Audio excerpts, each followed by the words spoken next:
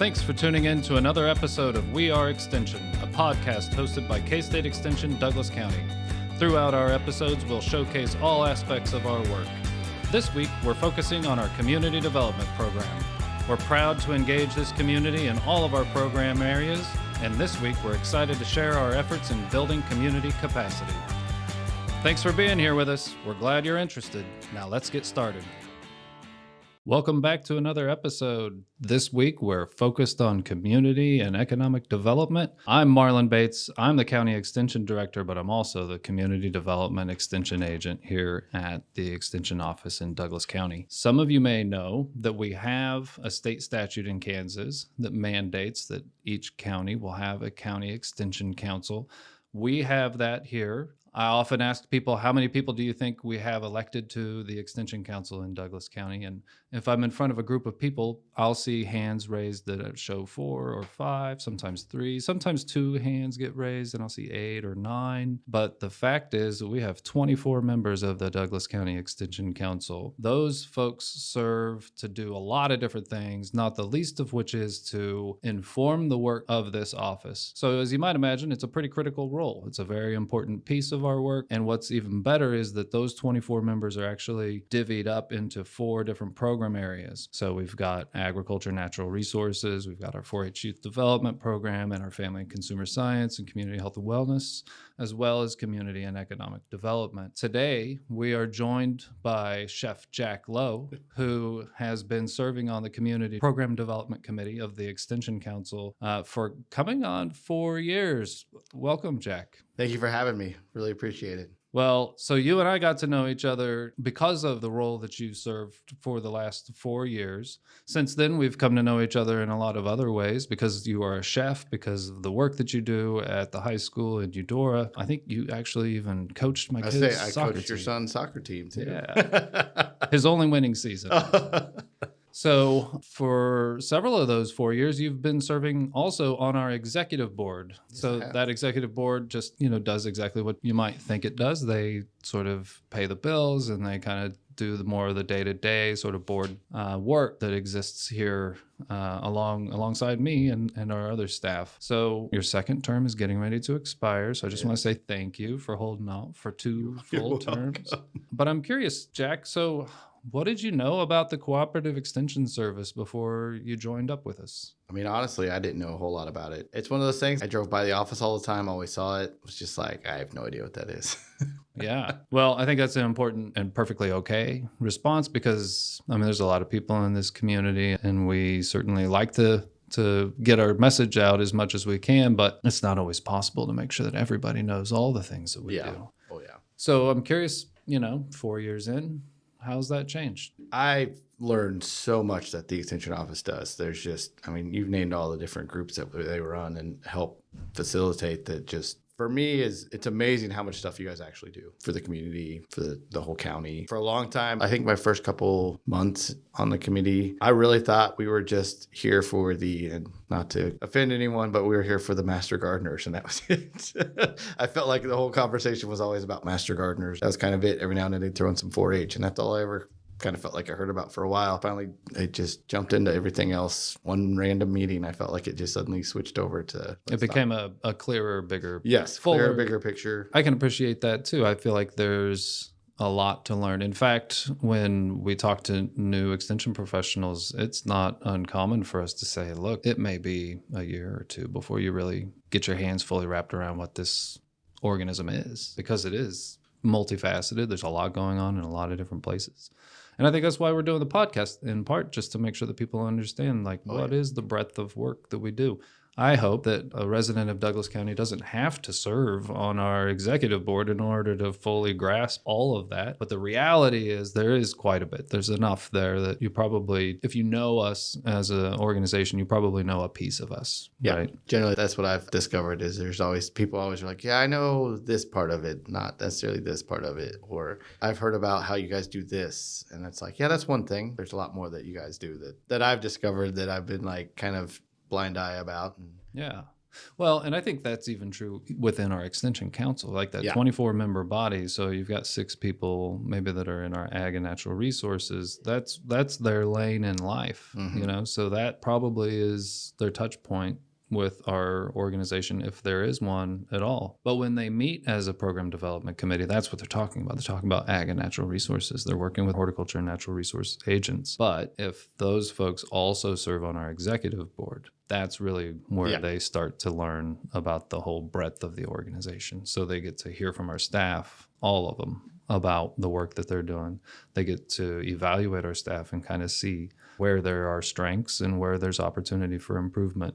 And I think even just within an extension council, you're going to find people who have some element that they're aware of. But, because that extension council meets annually and elects from within their ranks 9 members to serve on that executive board, those 9 members are probably some of the most in tune folks that we have in terms of all the things that we do. Would you agree with that? Yeah, I would definitely agree with that. It's funny when we do like just our individual groups and meet committees and then getting that whole group together and suddenly starting talking about all the things and how they are either somewhat related or somewhat come together, different overlaps, I think really comes into focus more of how everything's kind of connected. So I'm curious, because I think you've been a great board member. I'm wondering, have you served on other community boards or served in other organizations like this? I'm a teacher. I teach at Eudora Culinary, and I'm on some of the teacher boards and committees, and that's probably the closest I get to anything that I've done outside of this when it comes to community boards, leadership boards. Nothing really in the community that I've ever really jumped on.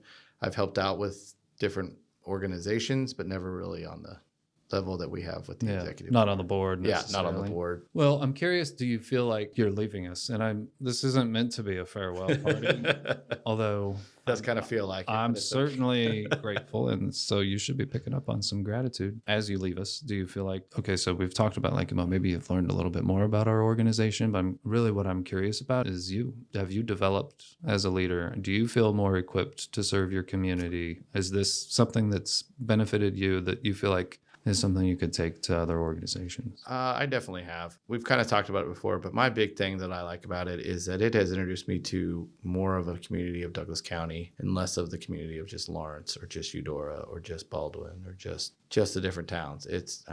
We have so many people on the boards that are from all the different places in Douglas County that talk about the same issues, the same problems that we can all try to figure out, solve together.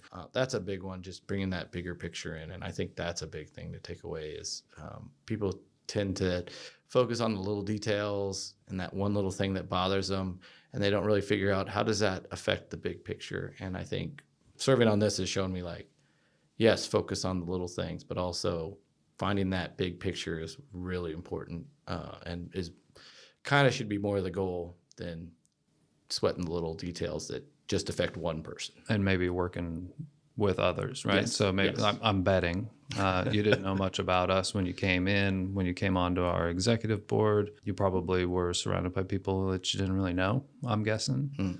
Actually, there were a couple people that I did know that I didn't know they were on this board. Other people from Eudora, maybe? No, actually. Oh, okay. I knew one or two from Eudora, but there was also a couple from Lawrence that I knew, but I didn't know they were on the board until great. I joined the board. Nice. So, well, that must have been comforting. It was nice. Yeah. It's nice whenever you don't have to enter a room and be a part of something and you have, absolutely nobody else. Nevertheless, that group dynamic, whether you know the folks or some of them or not, I think that's what the chemistry of a board is, right? Yeah. So how is it that you can reconcile differences and figure out how to move the important decisions of how to move an organization forward? Those seem like the sorts of things that I hope our board members leave with. One of the things that you know all too well is that every time we get together and have an executive board meeting, we exert a little bit of energy in making you a better board, right? And by making you a better board, I hope we make you a better board member. I'm not putting Jack Lowe on the market here, but I'm letting you know he's rolling off a board and he may be better equipped than most. No, and I actually, it's funny, we were kind of talking about beforehand, but I've been through, I think, 3 different chair people for the executive board. That's right. So we do a different board every year. You just managed to be a constant for us. Congratulations. So I did, thanks. I did notice some of the changes, but for the most part, we were always I don't think we ever had any issues that I feel like sometimes happens, but there were no egos that were stepped on or anything like that, which was nice. We're wrapping up year 3 of a 3-year strategic plan, which means you were part of that process too. So you think that was maybe the most difficult thing we had to do? I think so. I don't know that we did that onboarding school for with the community development group for 4 weeks. That was I know that wasn't executive board, but that was it's true. So that felt a little intense for a little. The first couple meetings was a little. You're absolutely right. And for a school teacher to say that, I'm kind of scared. I think what Jack's referring to is our Welcome Aboard Board Leadership Basics workshop that we put on for other community boards, right? And so, I don't want listeners to get the idea that we're only just interested in making our own board members better. We do have a programmatic effort in our community development work, and there's other podcasts where we've focused on making other organizations in this community strong. Yeah. That's definitely one of the things that we have our sights on, and your work with us on the community development PDC has been instrumental in helping bring that through. So thanks for your leadership on that. Even now, learning that you the biggest, was one of the most difficult things we even did. As a teacher, like you have.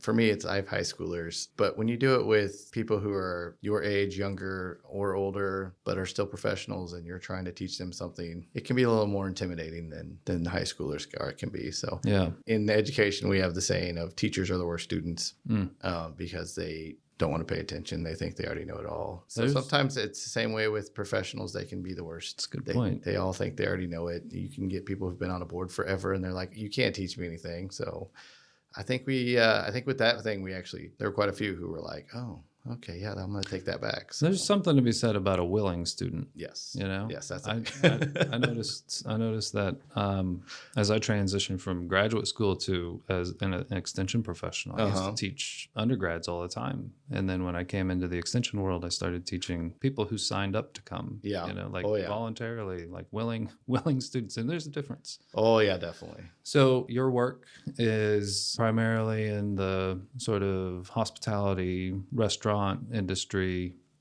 prep. So not necessarily cooking at home. So you're focused more on industry in general when it comes to the cooking part. And you have a background in that. Yes. So what's that look like? So I grew up in Tonganoxie, went to Johnson County to go to culinary school, worked at Shadow Glen Country Club in DeSoto, worked at Pizza Hut here in town. I actually helped, it sounds bad, but helped close and reopen Pizza Hut, the one that was on Mass Street.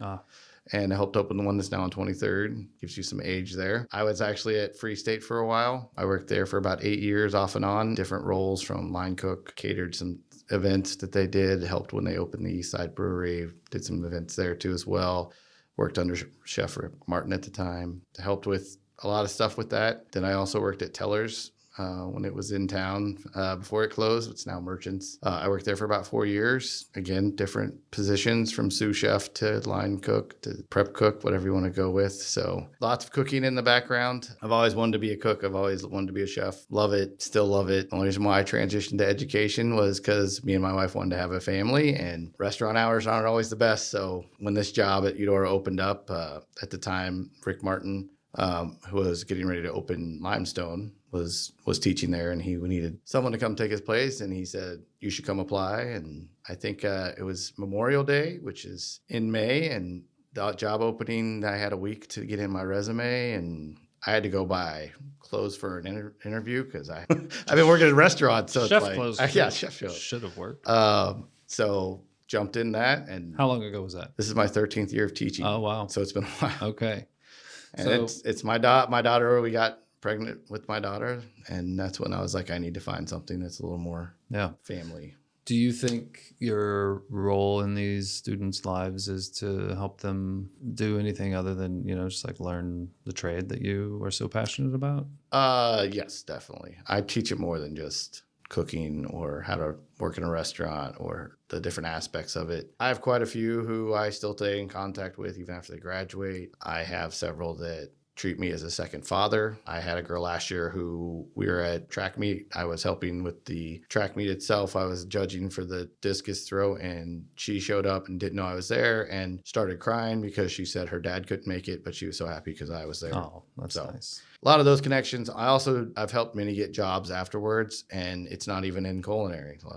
So one of my students actually is at K-State, graduated there with the hospitality management, and she helps with the hospitality management program there still. Need more of that. You know, I kind of wonder if you feel like, because what you're orienting these young people towards is the skills necessary to succeed, you know, specifically in the restaurant industry, the back of house, more specifically, maybe a little front of house. But I think a thread that ties your work and mine beyond your service on our board and our council, obviously you're developing tomorrow's leaders, which is totally part of what we do with our 4-H development program.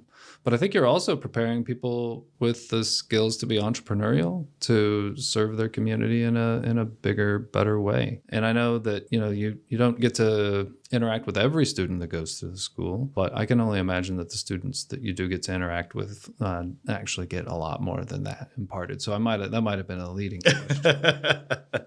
I think that's wonderful work. And yeah, I didn't realize that you'd been doing it for so long. Yeah, I always say the wrong number. My wife always corrects me on how long I've been doing it. And it should be easy since my daughter was born the first year I taught, and I should be going based off her age, but I still keep forgetting. And she's about to turn 12, so 13th year of teaching. Yep. But what you're saying, yeah, students, I've grown to love teaching. I never thought I'd be a teacher growing up. My mom was a teacher, so I stayed away from it because my mom was a teacher, because most people don't want to do what their parents do. Sure. I feel. But I do like how I've started to fall in love with it and really enjoy it, and helping these kids, whether it's become leaders and entrepreneurs or just learn how to survive life in general. Yeah. Is kind of what I teach them on top of the restaurant and cooking stuff. I have so many kids that just come to me for advice outside of what should I make for dinner. They'll come to me and ask, I'm having this issue. What do I do? Yeah. I don't know what to do here. Can I get a reference? I need to get a job. Where should I go for a job? And I sometimes will be honest and be like, well, you suck at cooking. You can't cook in my class. I don't think you should go into that. I think swear you should not. try this. You know, I'm curious if you kind of take that sort of thread and think about your experience, not just professionally in your own path and career choices and where that's taken you and what that's given you, but also add in the involvement with us. You know, every year we have to elect 12 members to our extension council. Our nominating committee perennially is hard at work identifying people and talking to people about what that service looks like. And one of the things that they do to help with that recruitment is an open house, which is coming up actually here on September 25th in the Dreher building right next door to our office. And so if anybody who's listening is considering like, well, maybe I could get involved with extension, I think that would be a great place to come, because they could come talk to you. They could come talk to other members of the council or our executive board or our staff, learn about our programs. And even if you don't want to provide that kind of service, you just want to learn more about what we do, that's a wonderful opportunity. We'll have good food too, so there's that. Jack, if you found yourself in that spot at our open house and somebody who you didn't know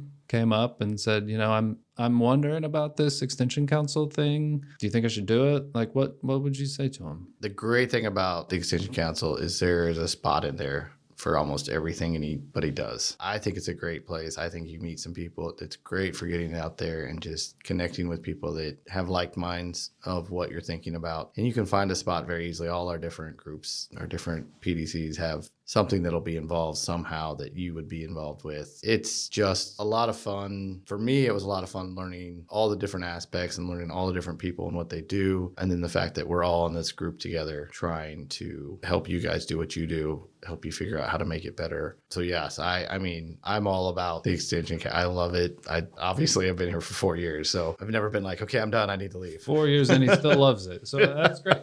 Well, I really appreciate that. And I just want to say, Jack, as a fellow educator, thank you, not just for the service that you provided to us and the friendship that we've been able to build through that service, but also for the work that you do every day. I think it's admirable. And I hope that, you get some point in the future, you are able to look back and just reflect fondly on your time with us. I hope so too. I'm sure you will. Well, that's all the time we have for today. So I just want to say thanks for coming in. Appreciate you after a school day at the beginning of the school year to come in. And I look forward to working with you through the balance of the year. Oh, yeah, definitely. Definitely. Thank you so much.